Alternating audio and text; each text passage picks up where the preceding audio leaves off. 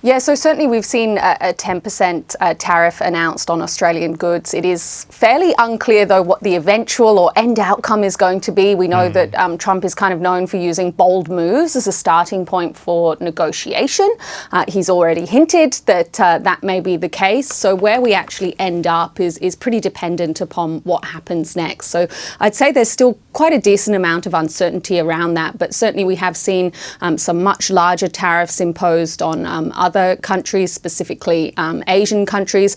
And we know that overall the increased tariffs that we are likely to see as a result of these announcements, and of course the potential for retaliation, so what could come next from other countries, is certainly going to be a hit to global trade and potentially or has the potential to impact global growth, which is probably where Australia is going to most feel those impacts in terms of being a small open economy and reliant on an open globalized trading system. So certainly any hit to global growth could certainly impact us here in terms of a potential for a weaker growth outlook, impacting business confidence, consumer confidence and the like as well. Yeah, Eleanor, let's talk about consumers. How will this affect Australian consumers, do you think? Will it help them? Will it hurt them? We've already been asking people if their habits have changed in terms of shopping, whether they're looking for more Australian than American. But how will this affect bottom line?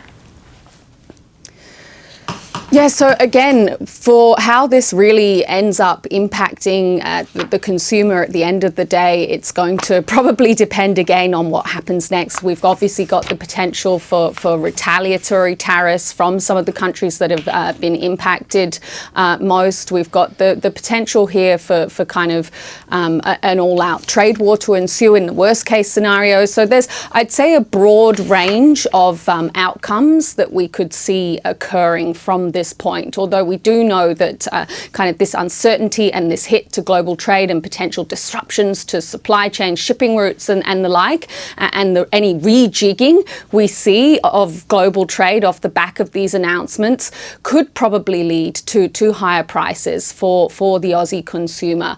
And of course, higher prices, whilst cost of living is already a concern front of mind for so many, isn't good news. And Eleanor, does it have any effect on our housing situation as well?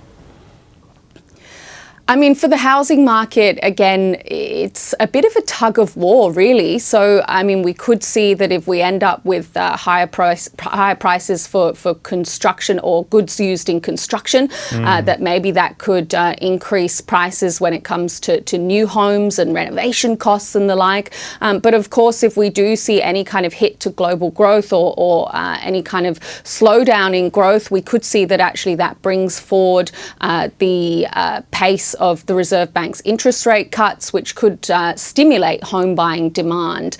But of course, uncertainty when it comes to buying a house, which is often the biggest purchase that many will make, will also be weighing. So there's a bit of a tug of war with respect to headwinds and tailwinds. Overall, we think that home prices are going to continue lifting, but it's probably likely that we'll see a more modest pace of home price rises from here.